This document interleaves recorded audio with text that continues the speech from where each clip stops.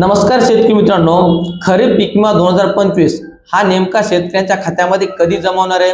अशा प्रकारचे सर्व शेतकऱ्यांना प्रतीक्षा लागली आहे। त्याच्यानंतर कोणकोणत्या शेतकऱ्यांच्या खात्यामध्ये जमा होणार आहे? तर मित्रांनो, आता आपण या व्हिडिओच्या माध्यमातून जो काय खरीपचा पीक विमा असेल तर तो कोणत्या शेतकऱ्यांच्या खात्यामध्ये जमा होणार आहे, कधी जमा होणार आहे आणि हे पैसे किती मिळणार आहेत याची सविस्तर अशी माहिती आपण या व्हिडिओच्या माध्यमातून जाणून घेण्याचे प्रयत्न करणार आहोत। तर मित्रांनो, मोठ्या प्रमाणामध्ये जून, जुलै व ऑगस्ट या महिन्यामध्ये शेती पिकाचं नुकसान झालं होतं आणि याच्या आधारावर राज्य शासन व केंद्र शासनाच्या माध्यमातून अतिवृष्टी नुकसान भरपाई देखील मंजूर करण्यात आली होती आणि ते शेतकऱ्यांच्या खात्यामध्ये जमा देखील झालेले आहे। परंतु जो काही खरीपचा पीक विमा आहे हा पीक विमा सुद्धा मंजूर करण्यात आला होता, परंतु अजून कोणत्याही शेतकऱ्यांच्या खात्यामध्ये हे पैसे जमा झालेले नाहीत।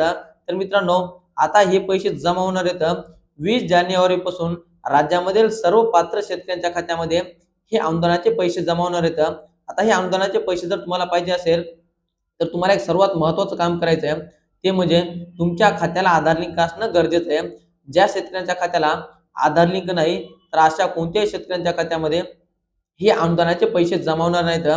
याची सुद्धा सर्व शेतकऱ्यांनी नोंद घ्यावी, कारण की डीबीटीच्या माध्यमातून राबवली जाणारी एक महत्त्वपूर्ण ही प्रोसेस म्हणजे आधार लिंक। आणि ज्या शेतकऱ्यांना अद्याप देखील आधार लिंक कोणत्या खात्याला नसणार आहे, ह्या सर्व शेतकऱ्यांनी आजच आपलं इंडियन पोस्ट पेमेंट बँकेचं खातं काढून घ्या आणि हे खातं काढल्याच्या नंतर राज्यामधील सर्व पात्र शेतकरी होणार आहेत आणि त्या शेतकऱ्यांच्या खात्यामध्ये 20 जानेवारी 2026 पासून हा खरीपचा पीक विमा देण्यात येणार आहे।